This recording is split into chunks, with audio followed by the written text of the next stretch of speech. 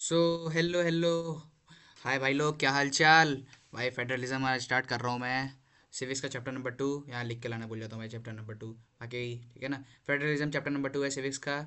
और ये बहुत बड़ा चैप्टर है मेरे तरफ से भाई। इतना कह रहा हूँ, 20 मिनट से ऊपर मेरा टाइम लेगा। उसके अंदर भी कर सकता हूँ मैं, रैपिड रिवीजन है मैं 20 के अंदर भी कर देता हूँ, बस आपको समझ में आना चाहिए। समझ में नहीं आता तो भाई एक बार फिर से देखना वही एक ही क्लास को, आपको समझ में आएगा ही आएगा।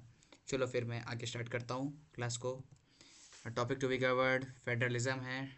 पहले डिफिनेशन एंड लेवल्स पढ़ाऊंगा, की फीचर्स पढ़ाऊंगा, टाइप्स ऑफ फेडरेशन पढ़ाऊंगा, फेडरलिज्म इन इंडिया, फिर डिसेंट्रलाइजेशन। ये 5 टॉपिक है, मैं इनको आपको डिटेल में पढ़ा देता हूँ इसमें, ठीक है ना। उतना भी डिटेल नहीं जाऊँगा, मैं बाहर बाहर से बताऊँगा, ठीक है ना, ज़्यादा अंदर नहीं जाऊँगा सब। तो स्टार्ट करते हैं। What is federalism. सबसे पहले मुझे अपना थोड़ा स्टाइलिश मार्कर पहने दो भाई। चलो, what is federalism. Federalism is a system in which power is divided between central government and state regional government so that both operation independently in their own areas। इसमें क्या फेडरलिज्म क्या होता है, power इसमें भी डिवाइड है, ठीक है ना। पावर डिवाइड की है सेंट्रल और स्टेट के बीच में। और इसमें जो है सेंट्रल गवर्नमेंट और स्टेट गवर्नमेंट फ्रीली अपना काम कर सकती हैं, बट इसमें क्या होगा। अभी तो आपको ये हॉरिजेंटल पावर शेयरिंग की बात है, वर्टिकल पावर शेयरिंग की बात है। मैं अभी तो आगे फेडरलिज्म की बात कर रहा हूँ, हॉरिजेंटल टुगेदर फॉर ये है ना, उसको आगे ले चल के बात करता हूँ। कोर आइडिया इसका समझो पहले, कोर आइडिया बहुत ज़रूरी है। ठीक है, not all powers in is with the central government, state government are non dependent on the center, constitution clearly distribute the power। First point, सारी पावर सेंट्रल के पास नहीं है। दूसरी पावर, स्टेट गवर्नमेंट डिपेंडेंट नहीं है सेंट्रल गवर्नमेंट के ऊपर, centre के ऊपर भाई, सेंट्रल गवर्नमेंट मतलब सेंटर, ठीक है ना। और कॉन्स्टिट्यूशन में क्लियरली डिस्ट्रीब्यूट की गई है पावर। ये तीनों पॉइंट हैं भाई, इसको समझ लो, बहुत ज़रूरी है, पेपर में आता ही आता है। कोर ऑफ आइडिया आएगा, एमसीक्यू में आएगा, 4 सेट में से किसी एक सेट में होगा ज़रूर, ठीक है ना। फीचर ऑफ फेडरलिज्म, भाई ये येलो थोड़ा स्लाइड पे काम कम कर रहा है मेरे को लग रहा है भाई। इसके 7 फीचर हैं, आप इसमें से मैक्सिमम 5 लिख के आने पड़ेंगे, और पॉइंट्स में इसको आपको लाइन में पूरा एक पैराग्राफ में बना के एक एक पॉइंट लिखना होगा। तो चलो पहले स्टार्ट करता हूँ मैं आप लोगों के लिए। एटलीस्ट 2 लेवल्स, मतलब इसमें 2 लेवल्स होने चाहिए। नेशनल, सेंट्रल होना चाहिए। State, some countries have also have local government like India, मतलब सेंट्रल गवर्नमेंट और स्टेट गवर्नमेंट होनी चाहिए, बट कुछ देशों के अंदर लोकल गवर्नमेंट भी होती है, जैसे इंडिया आपको भाई पता ही है, यहाँ पे अपना एक लोकल गवर्नमेंट भी होती है, ठीक है। Constitution divided powers, responsible of each level are clearly mentioned in the constitution. मतलब सब कॉन्स्टिट्यूशन में सब लिखा है कि कौन सी किसकी रिस्पॉन्सिबिलिटी है। No levels can change its power on its own, ठीक है। मतलब कोई भी पावर, कोई भी लेवल का चेंज नहीं कर सकता है कोई भी आदमी, ठीक है ना। बाकी अब इसको लोकसभा और राज्यसभा में जाएगा तो वहाँ पे जाके चेंज हो सकता है, क्योंकि अगर वो सहमति है तो चेंज कर सकते हैं, बिना सहमति के नहीं चेंज होगा। और ये किस लिए था, प्रिवेंट कॉन्फ्लिक्ट को, कॉन्फ्लिक्ट कैसे क्रिएट ना हो फ्यूचर में, ठीक है। फीचर ऑफ फेडरलिज्म वही सेम टॉपिक है। तीसरा point, independent judiciary, supreme court act as a umpire, ठीक है ना। मतलब सुप्रीम कोर्ट जो फैसला देगी तुमको मानना ही मानना पड़ेगा, चाहे तुम जो कर लो। Resolve disputes between centre state, state ensure both follow the constitution. मतलब जुडिशरी का काम क्या होता है कि कभी भी सेंटर और स्टेट के बीच में कॉन्फ्लिक्ट ना हो, स्टेट स्टेट के बीच में। जैसे मैं एग्जांपल लेता हूँ कि भाई मैं यूपी से हूँ, तो यूपी यूपी गवर्नमेंट कभी सेंट्रल गवर्नमेंट से लड़ेगी नहीं, और यूपी अगर हरियाणा से लड़ रही है तो भाई उसका, उसको बचाने का काम किसका है, काम है उसका सुप्रीम कोर्ट का, क्योंकि वो अंपायर है। अंपायर भाई फाइट रोक देता है बीच बीच में मैच में भी। Financial autonomy, each government has its own source of revenue, मतलब हर गवर्नमेंट के पास नया नया सोर्स होता है उनको कैसे पैसे कमाने हैं, ठीक है ना। कि जैसे कुछ गवर्नमेंट टैक्स ज़्यादा करके कमाती है, कि कोई गवर्नमेंट कुछ तरीके से कैसे कमाती, सारी गवर्नमेंट है। Without money states can act independently, help them run progress without depending on the centre for every decision.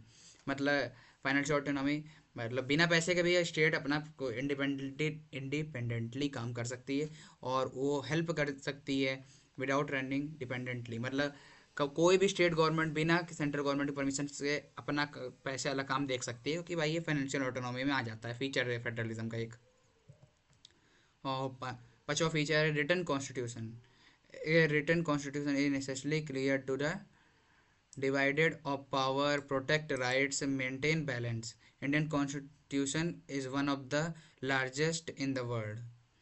Dual objectives. Federalism aim to maintain unity of the country or preserve diversity of region. This balance is the heart of federalism. समझ जाओ भाई, क्या भाई कितनी अच्छे अच्छे भाई points दिए हुए हैं भाई। रियलिटी कह रहा हूँ, एनसीईआरटी भाई टॉप की बुक है मेरे लिए। कि देखो इसमें कहना क्या चाह रहा है, पहले मेंटेन करता है यूनिटी, मतलब हर कम्युनिटी में यूनिटी होनी चाहिए भाई। यूनिटी से चाहे जितनी बड़ी जंग हो आप जीत सकते हो। और प्रिजर्व डाइवर्स, ऐसे ट्राइबल्स को भी, डाइवर्स लोग जो होते हैं उनके लिए भी भाई, उनको रीजन में रखने के लिए भी डुअल ऑब्जेक्टिव्स बनाए गए हैं, ठीक है ना। अब ये भाई बहुत तगड़ा टॉपिक है, मैं इसको पढ़ाने से पहले 2 बार मैं खुद सोचता हूँ। थोड़ा सा छोटा, बस ओके। कलर बदलो भाई, ये उतना अच्छा कलर नहीं लग रहा, लो ये वाला देखता हूँ एक बार लगा के। ठीक है। टाइप्स ऑफ फेडरलिज्म, अब क्यों बोल रहा हूँ, क्योंकि ये पेपर में आएगा भाई। ये आपके विराट भैया गारंटी है, पेपर में आना ही आना है। पहला होता है, 2 टाइप्स में होते हैं, कमिंग टुगेदर और होल्डिंग टुगेदर फेडरेशन, ठीक है ना। कमिंग टुगेदर में कहते हैं independent state voluntary comes together to form a union. इसमें क्या होता है कि स्टेट सारे मिलके एक सेंट्रल गवर्नमेंट अपॉइंट करते हैं। जैसे आप यूएसए देखोगे तो उसके अंदर खूब सारे स्टेट्स मिला के यूएसए को फॉर्म करे हैं। और ऑस्ट्रेलिया क्या है, बहुत सारे स्टेट्स मिला करके एक ऑस्ट्रेलिया बनी है। यूएसए ऐसे बना, स्विट्जरलैंड ऐसे बना है भाई। नीचे एग्जांपल्स में देख रही है, ठीक है। और power sharing is equally shared between centre state, मतलब इसमें सेंटर गवर्नमेंट के पास भी सेम पावर है, स्टेट गवर्नमेंट के पास भी सेम पावर है, ठीक है ना। स्टेट इंजॉय स्ट्रॉन्ग इकोनॉमी, मतलब वो स्टेट गवर्नमेंट उसमें इतनी वो पावरफुल है कि अगर वो जब चाहे तब सेंट्रल गवर्नमेंट हटा सकता है। This country join to become stronger, मतलब स्टेट्स मिलके एक कंट्री बनाए जैसे वो स्ट्रांग रहें। और होल्डिंग टुगेदर में क्या होता है, a large country divide between national and region government, मतलब बड़ी कंट्री है वो 28 स्टेट्स में डिवाइड हो गई। ये है जैसे इंडिया देख लो भाई, एग्जांपल करो इंडिया का आप लोग। इंडिया में इतनी बड़ी कंट्री है और इसमें 28 स्टेट हैं, और वो फ्री नहीं है, ठीक है ना। सेंट्रल इज यूजुअली स्ट्रोंगर, मतलब ये स्ट्रोंगर है सेंट्रल गवर्नमेंट अभी भी, चाहे जो हो जाए भाई। मैं इसको कहाँ से ला सकता हूँ, थोड़ा सा छोटा करना है मेरे को, चलो ठीक है। ओके भाई लो, ऑल गुड। और state has less autonomic compare to be coming together federation, मतलब इसमें स्टेट गवर्नमेंट पर कम पावर है, क्योंकि यूजुअली आप जान रहे हो कि सेंटर जब पावर को डिवाइड कर दिया है, अपनी पावर जो उनकी बची कुची पावर है उसको दिया है, तो भाई सेंट्रल गवर्नमेंट के पास ज़्यादा पावर ऑब्वियस सी बात होगी। और this country divided power to keep the nation united, भाई ठीक है ना। ये पावर क्यों डिवाइड किया, जैसे उनका कंट्री यूनाइटेड रहे, यही बात है। व्हाट्स मेक्स इंडिया फेडरल, भाई 5 मार्क का सवाल है, समझ लो 5 मार्क।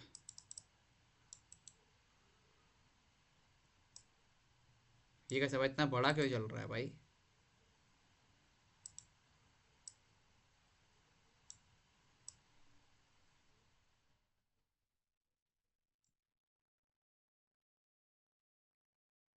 चलो लिख के आ गया, और बढ़िया है। और ये 5 मार्क का सवाल है तुम लोग के लिए। ये भाई क्वेश्चन पेपर में आता है, बहुत ज़्यादा इसकी प्रिडिक्शन होती है, क्योंकि भाई ये सीबीएसई बोर्ड एग्जाम का फेवरेट सवाल है, इंडिया क्यों फेडरल कंट्री है। तो पहला पॉइंट आप सबके लिए, 3 लेवल्स ऑफ गवर्नमेंट, 3 लेवल्स हैं, 2 लेवल होना चाहिए, 3 लेवल है इंडिया में। यूनियन गवर्नमेंट, स्टेट गवर्नमेंट और लोकल गवर्नमेंट। अमेंडमेंट हुआ है 73 अमेंडमेंट और 74 अमेंडमेंट, ये डिसेंट्रलाइजेशन के अंदर आता है। चलो आगे बताता हूँ। सेकेंड पॉइंट, पावर डिस्ट्रीब्यूशन, भाई देख रहे हो कितनी। Indian constitution divide power in 3 list, union list, पहली बात तो इतनी जा करके यहाँ से भाई क्या हो गया भाई? तो देखो, union list central government, defence, currency, railway and foreign affairs, ये आ गया यूनियन लिस्ट के अंदर। State list, police, agriculture, public, ठीक है ना, ये चारों, और लोकल ट्रेड, ये चारों इसके अंदर आ गए हैं। हाँ, इसको मैं 4 कलर में बांट देता हूँ ना।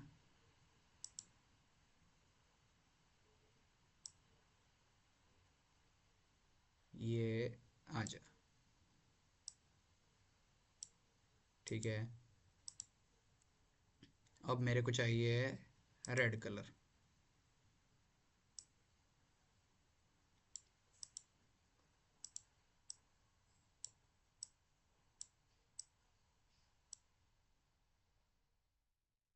ठीक है।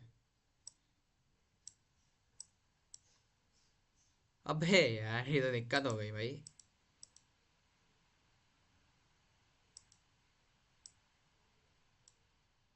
फर्स्ट,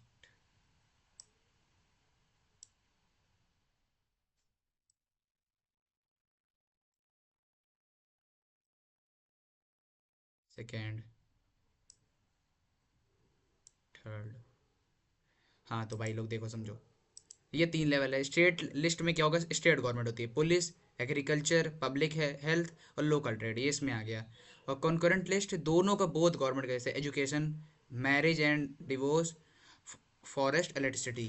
अब भाई समझना, यूनियन लिस्ट में डिफेंस आ जाएगा, करेंसी आ जाएगी, रेलवे हो जाएगी, सेंट्रल गवर्नमेंट जो उसको संभालती है। State government police, agriculture, public health और लोकल ट्रेड्स, मतलब स्टेट किस स्टेट में क्या रेट है वो उसका ऊपर है। और पर लेकिन कॉन्करेंट लिस्ट में एजुकेशन, एजुकेशन जो सीबीएसई बोर्ड होता है, सेंट्रल बोर्ड पर, लेकिन आप उत्तर प्रदेश में बैठे हो, चाहे जिस स्टेट में हो, तभी पढ़ रहे हो, तो भाई एजुकेशन उसमें आ गया। मैरिज, डिवोर्स, ये सब भाई समझ जाओ, ठीक है ना। नहीं, कौन सा टॉपिक था भाई ये वैसे? अच्छा, डिवीजन है।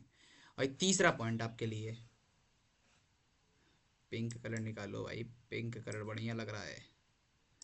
रिटर्न कॉन्स्टिट्यूशन इंडिया में है, तो भाई हम लोग कुछ कर नहीं सकते, ठीक है ना। रिटर्न कॉन्स्टिट्यूशन लेंथ 395 आर्टिकल्स हैं, 12 शेड्यूल ओरिजिनल्स हैं, define power and responsibility clearly, ये सब आपको इसमें इंडियन कॉन्स्टिट्यूशन में लिखा है। इंडिपेंडेंटली जुडिशरी, ठीक है ना। Supreme court resolve centre state dispute, protect the federal structure. दूसरा, चौथा पॉइंट है ये, भाई बहुत बड़ी बात बोलते हैं भाई इसमें। Financial federalism, center and state has separate source of revenue such as GST, tax, share tax, or grant or royalties. Linguistic and cultural diversity, India respect regional identities, state created based on language, state can choose their own official language। ऐसे भाई क्या बताऊँ, पंजाब की पंजाबी है, और हिमाचल की हिमाचली है, और कर्नाटका की कन्नड़ है। ऐसे भाई सब अपने अपने स्टेट्स वाइज अपनी ऑफिशियल लैंग्वेज स्टेट के डिसाइड है। बट इंडिया की जब ऑफिशियल लैंग्वेज की बात करोगे, तो भाई हिंदी नंबर 1, जो मैं बोल के वो पढ़ा रहा हूँ। डिसेंट्रलाइजेशन जो मैं आपको बता रहा था ना, 2 अमेंडमेंट हुए थे, यही 2 अमेंडमेंट है। चलो, 73 amendment 1992, Panchayati Raj system apply to rural area, 3 levels, gram panchayat, village, block samiti, panchayat समिति और जिला परिषद, ये चारों इसके अंदर आ गए, तीनों इसके अंदर, ठीक है ना। और municipalities applied to urban area, nagar panchayat, municipal corporation, municipal corporation, big cities. देखो, विलेज में क्या होगा? ग्राम पंचायत होगा, ब्लॉक लेवल में ब्लॉक समिति होगी, और डिस्ट्रिक्ट लेवल में जिला परिषद होगा। और जब इधर आ जाओगे यहाँ पे आप लोग, शहरों की बात होगी, म्यूनसिपालिटीज़ की, तो ये nagar panchayat small towns, municipal council mid town, और म्यूनसिपल कॉरपोरेशन बिग सिटीज़। भाई ये ऐसे डिवाइड किया गया डिसेंट्रलाइजेशन को, ठीक है ना। एडवांटेज ऑफ डिसेंट्रलाइजेशन, बहुत जरूरी बात है भाई, इसको याद रखना, ये आएगा पेपर में तुम लोग के लिए, MCQ आने वाला है, most important. Better planning, reduce workload of state, build local leadership, more transparency, direct involve of citizen. मैं बताया था ना, ये इसमें ऐसे कुछ कुछ एरिया होते हैं जिनको डायरेक्ट इन्वॉल्व कराते हैं सिटीजन को, कि भाई ये एरिया तुम्हारा है, तुम इसको खुद संभालो, इसमें हम नहीं आएंगे संभालने। और तुम्हारे रूल्स इसमें माने जाएंगे, ये ऐसे हो जाता है, ठीक है ना। यही इसके एडवांटेज हैं। How Indian strength is federalism, linguistic state, पहली बात तो 1996 state form on the basis of language, reduce conflict and promote unity. भाई Sardar Vallabhbhai Patel ji, the iron man of India, उनके द्वारा ये हुआ है कि लैंग्वेज के बेसिस पे स्टेट डिवाइड हो। इसमें भाई लड़ाई होने के चांसेस, कॉन्फ्लिक्ट होने के चांसेस बहुत ज़्यादा थे, तब भी भाई उनके रहते हो गया, तो भाई ये बहुत बड़ी बात थी नहीं। और language policy, no national language, national language India कोई नहीं है, बट ऑफिशियल लैंग्वेज हिंदी और इंग्लिश है, आपको बताया था। State can change their own language, मैंने बताया ना, स्टेट अपनी लैंग्वेज खुद से चूज कर लेता है, वैसे हो जाता है, ठीक है ना। तीसरी बात, coalition government, regional party became powerful, state got more say in the national decision, centre can not misuse power usually now. मतलब इसमें रीजनल पार्टीज पावरफुल हो रही थी, ठीक है ना, और स्टेट गवर्नमेंट नेशनल डिसीजंस मानना पड़ रहा था, और central government can not miss use. इसके रहते कोएलिशन गवर्नमेंट के, सेंट्रल गवर्नमेंट अपने पावर, कोएलिशन होता है दो पार्टी मिलके एक कंट्री पे रूल कर रही हैं, तो वो ऐसा कोएलिशन गवर्नमेंट होता है ना। और ये हो गया आपका rise of local government 1992, panchayati panchayat और म्यूनसिपालिटी बिकेम कॉन्स्टिट्यूशन बॉडी, और power went to village and city level. मतलब हर सिटी और हर विलेज के पास अपनी ओन पावर्स हैं, वहाँ के लीडर्स के पास, कि अपने एरिया को मैनेज करने के, ठीक है ना। अब भाई केस स्टडी है दो, और बहुत ज़रूरी केस स्टडी है भाई, इसको मैं से पढ़ा समझा रहा हूँ, और बहुत ध्यान समझना, इतना मैं पहले बोल रहा हूँ सबको लोगों को। मैं क्या करना चाह रहा हूँ मुझे समझ में नहीं आ रहा है, चलो ठीक है। केस स्टडी नंबर 1, और ये बेल्जियम सक्सेस फेडरल मोड क्यों हुआ, और इसका था Belgium faced conflict between Dutch speaker majoritism, French speaker minoritism, और to solve conflict central government shared power, regional government power shared, community government created. मतलब उन दोनों ने अपनी अपनी थोड़ी थोड़ी पावर शेयर करके एक कम्युनिटी गवर्नमेंट बना दी। और कम्युनिटी गवर्नमेंट का काम क्या होता है, अपने कम्युनिटी के लोगों को प्रोटेक्ट करना और उनके लिए रूल्स बनाना, ठीक है ना। तो इस कारण से वहाँ कोई दिक्कत नहीं है, और रिजल्ट क्या हुआ, वहाँ पे पीस है, पीस मेंटेन है, और कॉन्फ्लिक्ट रिड्यूस है। बट कि इसका अपोजिट केस स्टडी नंबर 2 में आ पाई है। केस स्टडी नंबर 2 में सिन्हाला, वहाँ का श्रीलंका की बात हो गई थी, यहाँ की दिक्कत आ गई। Sinhala government favoured the Sinhala Methodism, mode Sinhala the official language हो गई। Discrimination in job education, ignore Tamil interested. देखो वहाँ जब सिन्हाला लैंग्वेज बनी, लास्ट चैप्टर में पढ़ाया हूँ आपको, तो वहाँ पे सिन्हाला लैंग्वेज का ही डिस्क्रिमिनेशन करने लगे, तमिल्स के साथ, मुस्लिम्स के साथ ये दिक्कत होने लगी। तो उसी चलते क्या वहाँ पे रिजल्ट निकला, रिजल्ट वहाँ का बहुत ज़रूरी है। कॉन्फ्लिक्ट इंक्रीज हो गया वहाँ पे, मतलब वाद विवाद बढ़ गया, और सिविल वॉर स्टार्ट हो गई, जो कि 2009 तक चली थी। और सो इम्पोर्टेंस ऑफ रिस्पेक्टिंग डाइवर्सिटी, वहाँ पे मतलब जो इम्पोर्टेंस वो नहीं दिखाई गई डाइवर्सिटी को, जो छोटे छोटे डाइवर्सिटी थी, इससे से सबसे कम मुस्लिम्स थे, तो उनके लिए कोई सहानुभूति उनकी थी ही नहीं, उनको इग्नोर कर दिया। तमिल्स को इग्नोर कर दिया तो भाई वो मुस्लिम तो ज़्यादा नीचे चले गए, ठीक है ना। इसीलिए यही था advantages of federalism, prevent dictatorship, मतलब कोई डिक्टेटर राजा नहीं बन पाएगा। प्रोटेक्ट माइनॉरिटीज़, मतलब जो छोटी कम्युनिटी है उनको प्रोटेक्ट। बेटर गवर्नेंस, वहाँ पे गवर्नेंस भी अच्छी हो गई, ठीक है ना। बैलेंस पावर, मतलब सबके पास बैलेंस है, जैसे उसके पास पावर उतनी है तो उसके पास इतनी है, इसके बाद भी इतनी ही पावर है। Protect unity with diversity, encourage participation, ठीक है ना, ये दोनों चीज़ें। कंक्लूजन इसका क्या निकला, पहले कंक्लूजन पढ़ना है भाई आप सब लोगों को, कंक्लूजन बहुत ज़रूरी होता है। हर चीज़ का कंक्लूजन आपको नहीं पता है तो बेकार हो। कलर बदलना है भाई, इसको नहीं, ओम फो गलती हो गई।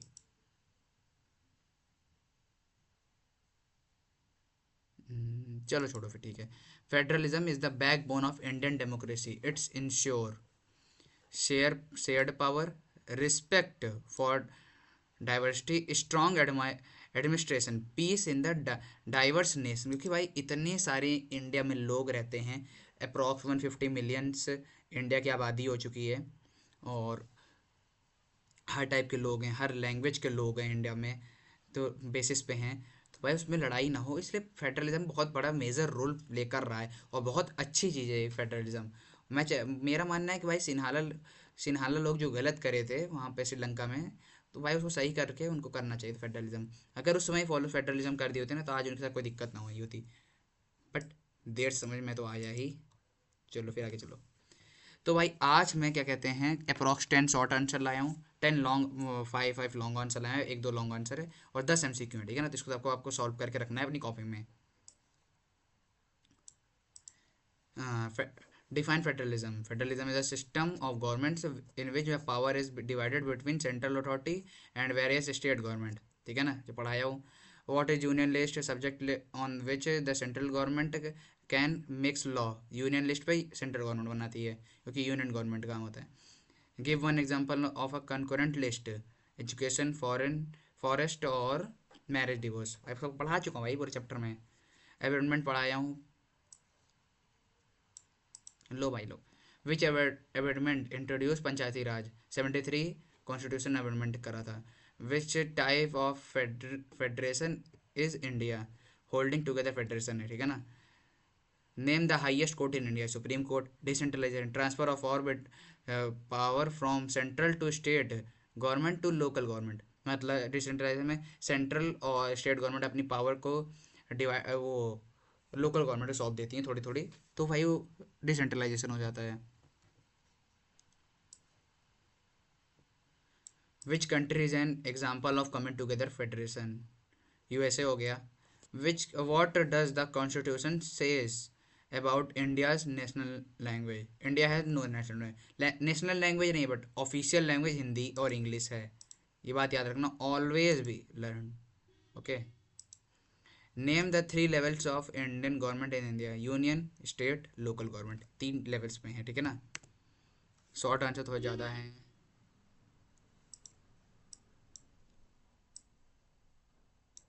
चलो ठीक है। शॉर्ट आंसर पहले पूरा डब्बा बना दूँ।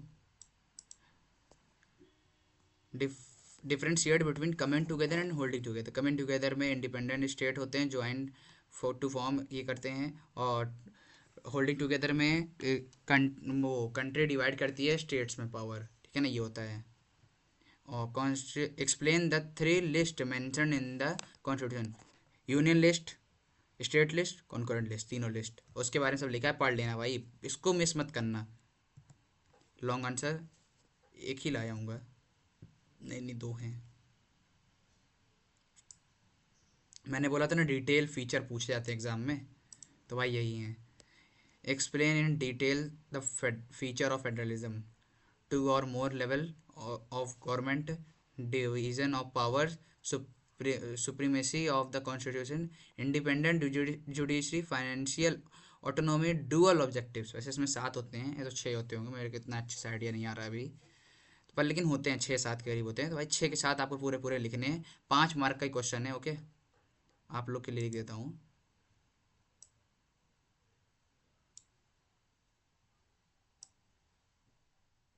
5 mark, okay.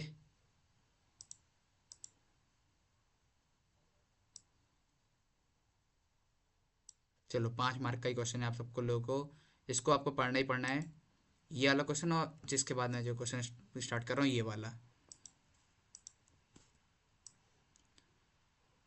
What makes India A federal country? 3 levels government, ये आपको पहले पता है, पढ़ा चुका हूँ मैं अभी, तो भाई इसको मैं फिर रिवेट नहीं करने वाला, बड़ा टॉपिक है भाई, फिर समझाऊँ इतना, तो भाई पढ़ाया हूँ, इसको क्वेश्चन पढ़ लेना, ठीक है ना। डिसेंट्रलाइजेशन, अच्छा कितना कितने क्वेश्चन लाए थे इसके मैं? अच्छा 4 लाए हूँ, चलो ठीक है, तब तो भाई अच्छे से समझा देता हूँ। डिसेंट्रलाइजेशन जो आपको भाई पढ़ाया हूँ जस्ट मैं थोड़ी देर पहले, 73 अमेंडमेंट और 74 अमेंडमेंट पढ़ाया था। बट इसमें कोई क्या हुआ, 1/3 सीट रिजर्व करी गई वुमेन्स के लिए, ये बात नहीं है, आप लोग के लिए है ये, इसलिए मैं क्वेश्चन उठा के लाया, क्योंकि आपको इसको लिखना होगा इंडिया में डिसेंट्रलाइजेशन कब हुआ, तो ठीक है ना। ये केस स्टडी को मैंने क्वेश्चन फॉर्म में बना दिया था, वही case study same to same है, बट कैसे सक्सेस आई कंपेयर इसमें, तो आपको ये कंक्लूजन जो इसका नीचे लिखा है, इसको पढ़ के जाना और इसको रट के जाना, ठीक है ना। चलो एमसीक्यूज। एमसीक्यूज भाई लोग आपको खुद करने हैं, 5 एमसीक्यू इसमें हैं, 5 इसमें हैं भाई। सॉल्व कर लेना सबका आंसर, मैं नीचे देखो देखो ये दिया है ना आंसर, ये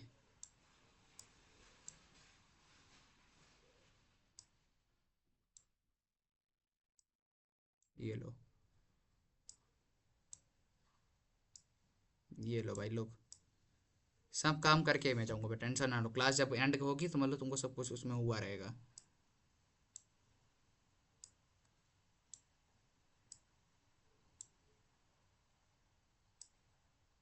ये लो भाई काम हो गया ना।